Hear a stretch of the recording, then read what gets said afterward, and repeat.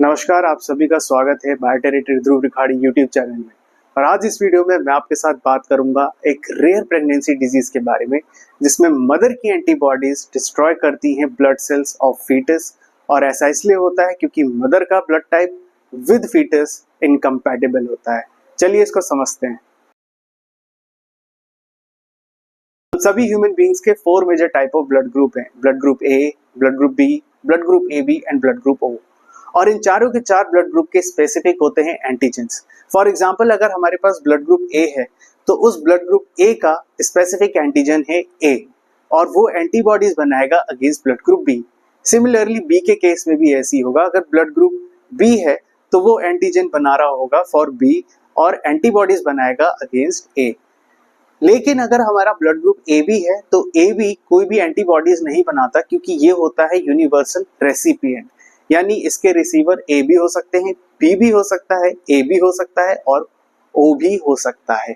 लेकिन जो blood group ओ होता है ये होता है सिर्फ यूनिवर्सल डोनर।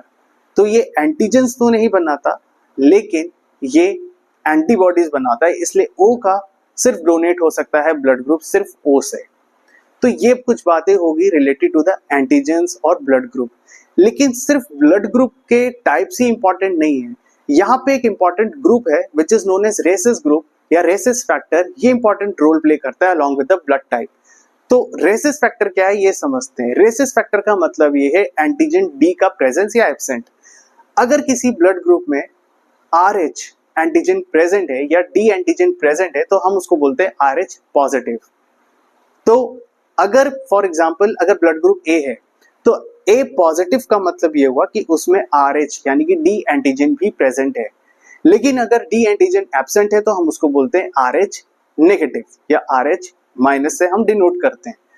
तो कंपैटिबल होने की कंडीशन ये भी जरूरी है देखना कि ब्लड ग्रुप अगर ए है, जो मान लीजिए डोनर है, अगर उसका ब्लड ग्रुप ए पॉजिटिव है तो क्या जो हमारा रिसीवर है वो ए पॉजिटिव है कि नहीं। अगर वो ए नेगेटिव है यानी कि उसमें RH एंटीजेंस नहीं प्रेजेंट है तो वो इनकम्पैटिबल हो गया।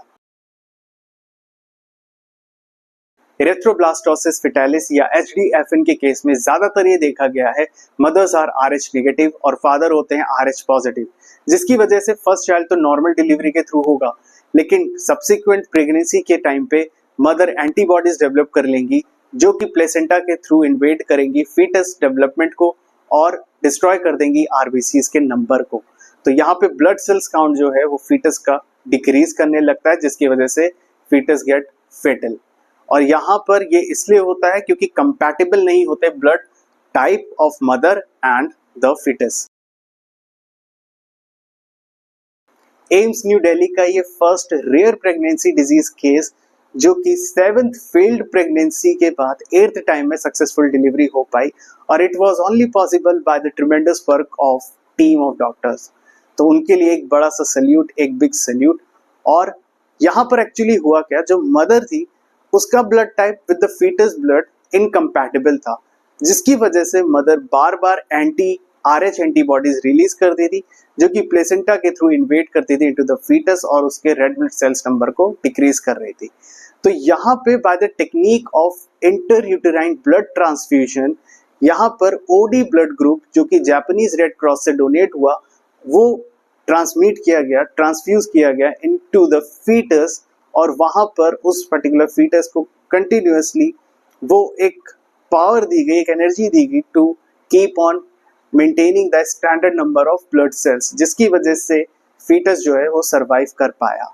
So this is how the first case was successfully solved by the team of doctor at AIIMS New Delhi. और आज की वीडियो में बस इतना ही। अगर वीडियो पसंद आया हो और ऐसी इंफॉर्मेटिव वीडियोस अगर आपको देखनी हो तो चैनल बायोटेरिटरी ध्रुव रिखाड़ी को जरूर सब्सक्राइब करिएगा। मिलते हैं आपसे नए वीडियो में। Till then take care and stay healthy, stay safe and happy learning.